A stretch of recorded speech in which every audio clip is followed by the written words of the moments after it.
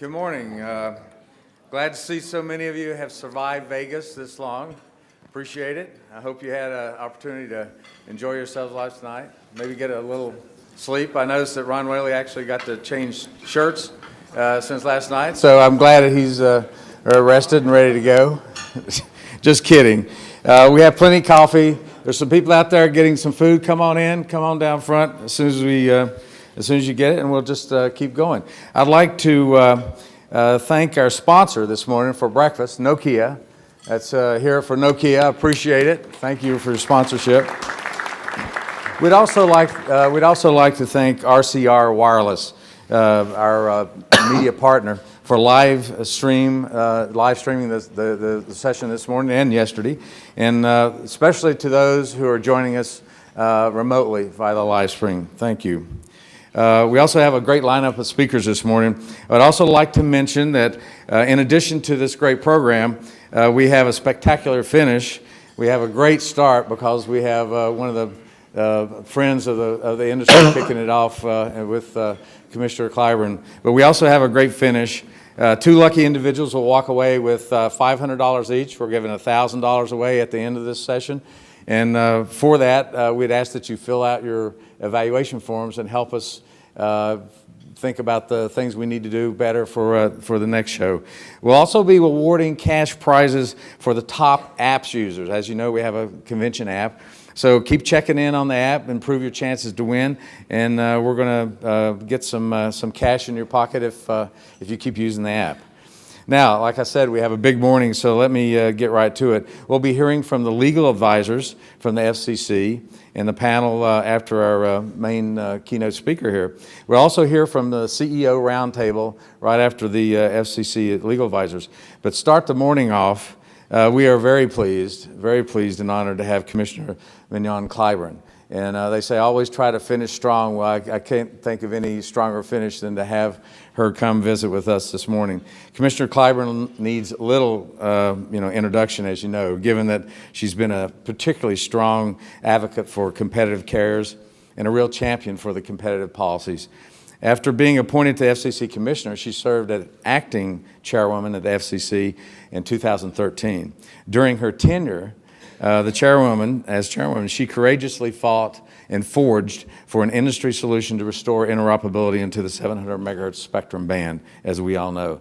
This truly was a major step toward creating a competitive marketplace for everyone. She unleashed the benefits of over $2 billion of spectrum that had previously been unused, and we hope that the consumers and our customers will all benefit.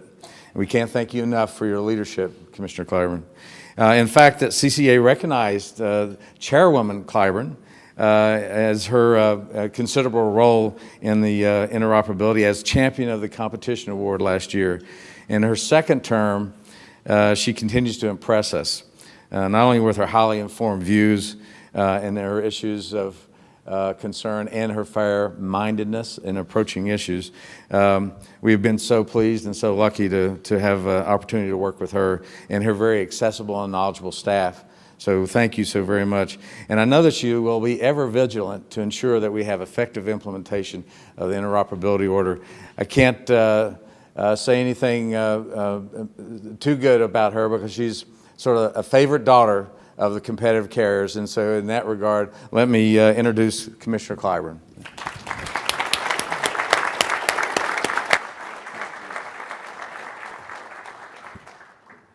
Thank you so much, Mr. Berry. You know, it's Mr. Berry when I get up on the stage for that very generous introduction. And good morning, everyone. I appreciate all of you for being here so early in the morning. I'll talk to Steve later about that. For inviting me 2 years in a row and for not reminding me that the last time I spoke here, there was a government shutdown the very next week. Not only am I grateful that we appear to have a budget that covers this entire fiscal year, I consider myself fortunate because thus far, every time I am invited to appear before you, I have been in a position to report a policy development that CCA and all of us can celebrate. Last year, as Steve mentioned, it was the voluntary industry solution that resolved a lack of interoperability in a lower 700 megahertz band in the most efficient manner. Under that agreement, I don't have to say to you, AT&T modified its 700 megahertz LTE network with new software that will enable it to support Band 12 capable devices and would work with manufacturers to develop devices that support Band Class 12. That means customers of smaller carriers can now roam on, or will be able to roam on AT&T's LTE network, and devices like the iPhone that used to work exclusively for AT&T will work on your networks in the 700 megahertz band. I understand that because of this, equipment manufacturers have been working on Band Class 12, and there are a number of important updates to report. I hear that T-Mobile is testing interoperable Band 12 devices right now, and that these devices could be ready to be sold by the end of this year. I also heard that Sprint is working with your members to deploy Band Class 12 devices by first quarter of 2015. Last year, when the industry solution was announced, we did not anticipate seeing interoperable Band Class 12 devices until the end of 2015. So these announcements by T-Mobile and Sprint are fantastic. There are two key reasons why we have been able to make such strides towards interoperability in the 700 megahertz band, in my opinion. The first is the excellent, relentless advocacy by CCA before the Commission. So Steve is to be thanked, and all of you are to be thanked for that. The second is collaboration by all relevant stakeholders. Both of these factors deserve the lion's share of the credit for many of the pro-competitive and pro-consumer policies that the Commission adopted over the past 12 months are because of these. So let's start with spectrum management policies. The consumer demand we have been seeing over the past few years for mobile broadband services is nothing short of breathtaking. I continue to marvel at the fact that when I first took office in the summer of 2009, tablet computers had not even hit the market. Estimates are by 2016, more than 100 million of our citizens will own one, and more than 250 million units will be shipped worldwide.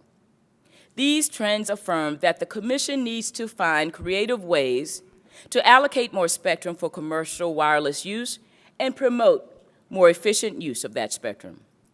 Under Chairman Wheeler's leadership, the Commission is working towards holding two very important auctions to increase the amount of spectrum available for commercial wireless services.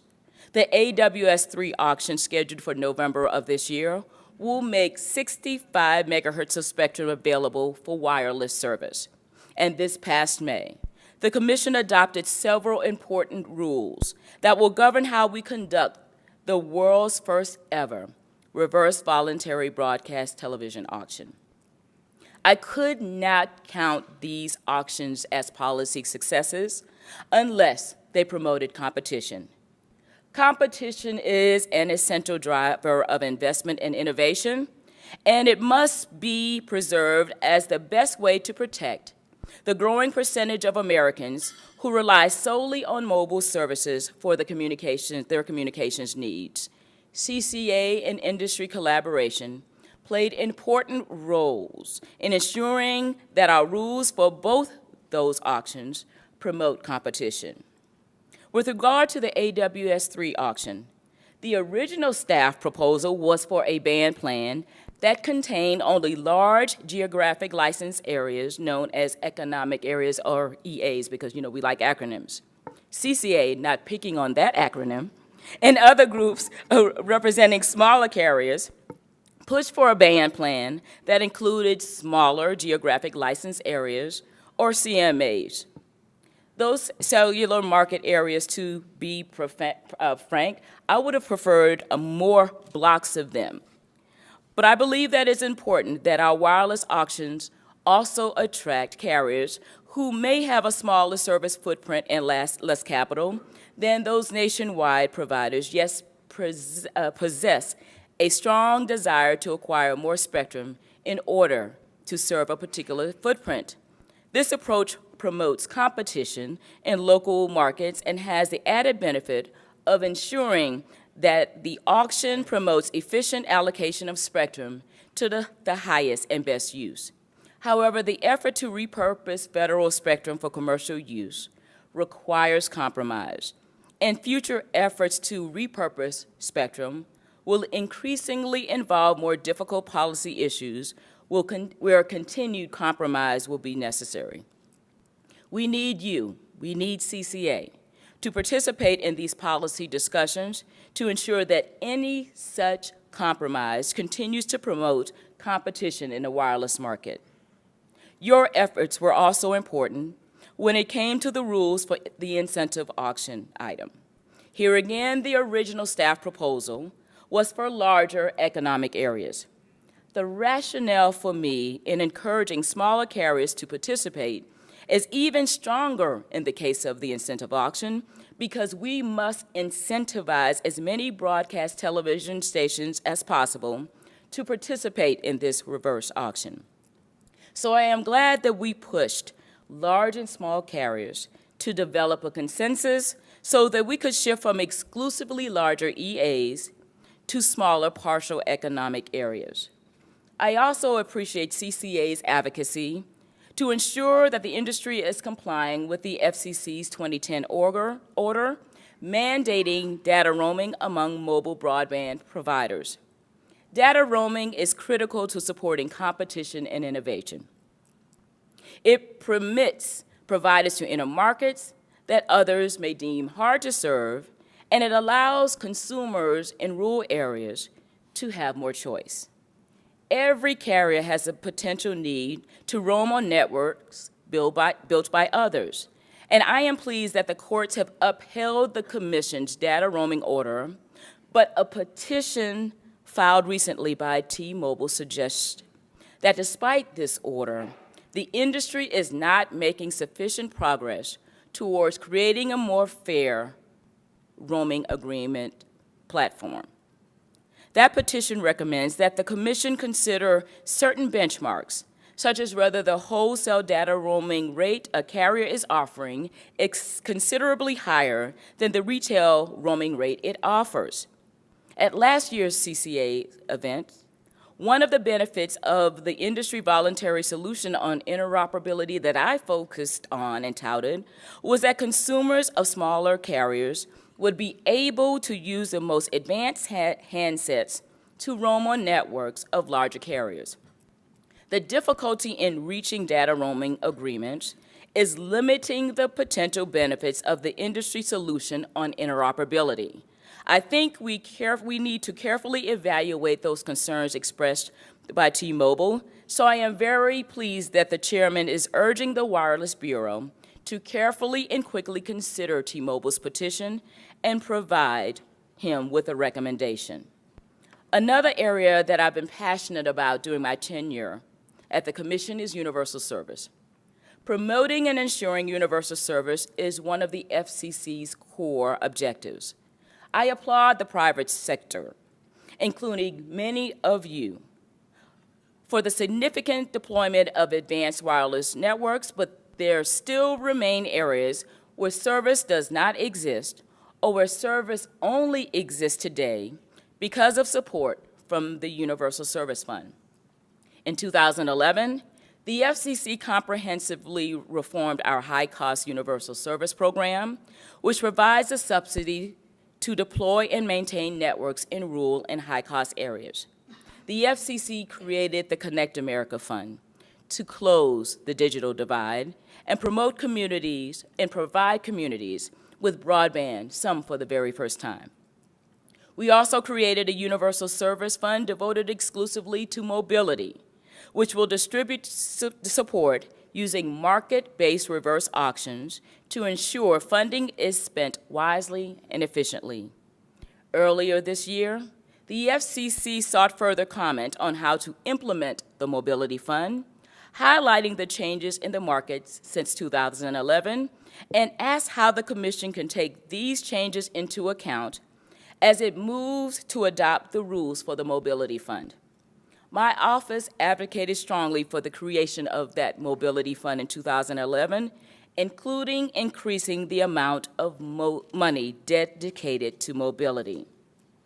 I continue to believe that we need to have a robust mobility fund because as great as the private sector has been with deploying wireless networks, there continue, as I mentioned, to be areas where private sector dollars alone are simply not enough. Mobility is extremely important. The number of Americans who are cutting the cord, so to speak, and relying solely on mobile devices for their telephone or communications needs, it goes up each and every year. For American adults in this nation, on average, the number is 41%. But for those living below the poverty line, that figure is a whopping 56.2%, according to the National Center for Health Statistics. As the Commission evaluates the record to determine the size and scope of the Mobility Fund, we need to hear from you. Just how many of you in this room serve rural America? So you know, and I know, that you have built towers due to the support of the Universal Service Fund, and you understand firsthand the challenges and economics of serving non-urban areas. So for the FCC to move forward, we need data that identifies these costs. We need to know how much funding is necessary to continue to serve these areas, and we must know how much support is needed to extend to areas that currently lack service. One of the key issues in the further notice is the appropriate size of the Mobility Fund. Anecdotes and comments are not sufficient. Raw data, raw numbers are critical. So I look forward to maintaining this open and frank dialogue that we have as we continue to implement the Connect America Fund and the Mobility Fund. I am so very proud of the job that we've done at the Commission, but I recognize that our work is far from done. There are many who serve rural America or who compete regionally, providing critical service to consumers who are still struggling for a foothold. So I will continue to work with my colleagues to ensure that all Americans are served and are served by a competitive and fair environment. But we need and continue to need all of you, smaller and rural carriers in this nation, to continue to seize opportunities, make robust investments in our mobile infrastructure, and develop innovative services and products to consumers, such as flexible contracts and pricing options. But we also need smart policies coming from Washington, D.C. And that has the best chance of occurring if there is continued robust engagement from all of you. So I thank you so very much, once again, for the opportunity to speak with you this morning. My door will remain open, and I look forward to continuing to work with my good friend Steve and all of you at CCA long into the future. Thank you so very much.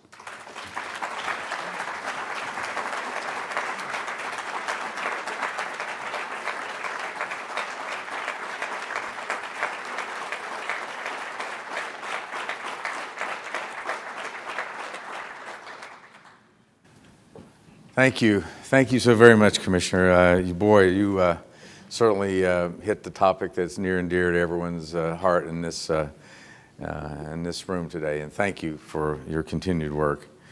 Can't thank you enough. Why don't we move to our next